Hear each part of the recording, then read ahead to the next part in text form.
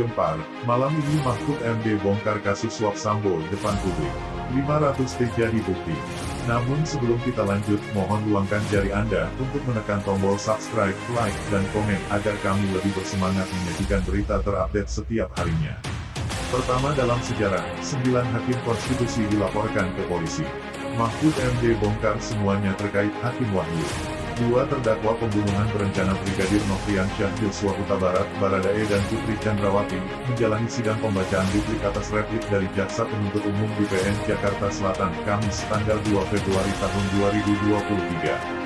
Sidang lanjutan perkara pembunuhan berencana terhadap Brigadir J masih akan dipimpin Ketua Majelis Hakim Wahyu Iman Santoso bersama anggota Majelis Hakim Morgan Simanjuntak dan Alimin Ribut Sujono. Jaksa sebelumnya telah membacakan replik atas nota pembelaan atau pledoi yang dibacakan Baradae dan Putri Chandrawati pada Senin, 30 Januari. Jaksa meminta agar majelis hakim menolak seluruh nota pembelaan para terdakwa. Sebelumnya Menteri Koordinator Bidang Politik, Hukum dan Keamanan, Mahfud MD percaya hakim kasus pembunuhan berencana Verdi Sambo CS akan memberikan vonis yang seadil-adilnya saat sidang vonis digelar tanggal 13 Februari tahun 2023 nanti. Saya percaya hakim itu bisa membaca denyut-denyut keadilan yang disuarakan oleh kejaksaan, maupun oleh masyarakat. Jadi kita tidak boleh a priori menyatakan kejaksaan salah, kata Mahfud MD saat ditemui di Lemhanas, Jakarta Pusat Rabu, 1 Februari 2023. Menurut Menko Polhukam Mahfud, keprofesionalan kejaksaan dalam menggunakan logika hukum tidak akan mempengaruhi penilaian hakim dalam menjatuhkan vonis. Ia menambahkan, hakim pun tidak bisa terikat pada logikanya sendiri maupun logika publik tentang keadilan. Apapun nanti keputusannya ya kita tidak bisa mengelak pada keputusan hakim, ucap Menko Polhukam Mahfud MD. Kemudian, selama berjalannya persidangan kasus yang melukai institusi Polri itu, Mahfud memandang hakim, jaksa, dan pengacara sudah cukup profesional dalam menjalankan tugasnya. Ia meminta masyarakat untuk menunggu putusan vonis yang adil dari majelis hakim.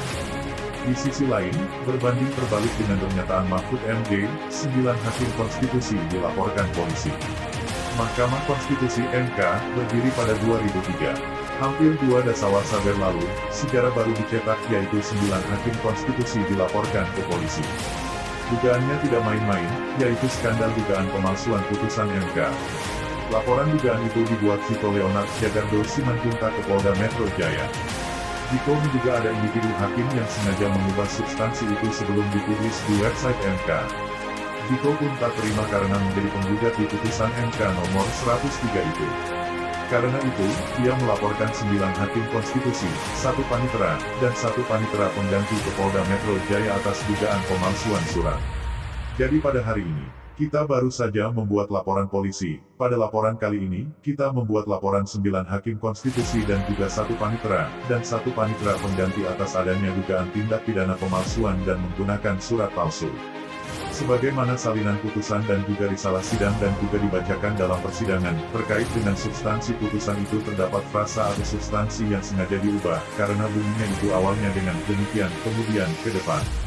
Ini kan ada suatu hal yang baru, apabila ini dinyatakan dalam suatu hal yang typo, sangat tidak substansial karena ini substansi frasanya sudah berbeda kurang lebih seperti itu, kata kuasa hukum Ziko, Leon Maulana Mirza, kepada wartawan di Polda Metro Jaya, Rabu, tanggal 1 Februari tahun 2023. Pelaporan pidana Hakim MK ini menjadi babak baru peradilan konstitusi tersebut.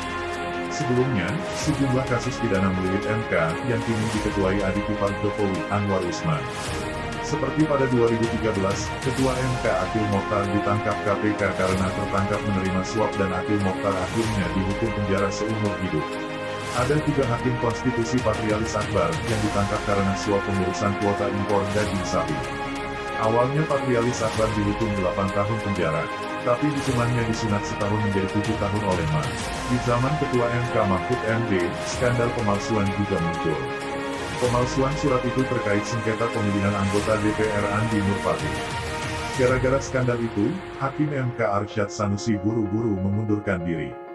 Kasus itu hanya menyeret pegawai honorer MK, Masyuri Hasan, dan dihukum 1 tahun penjara.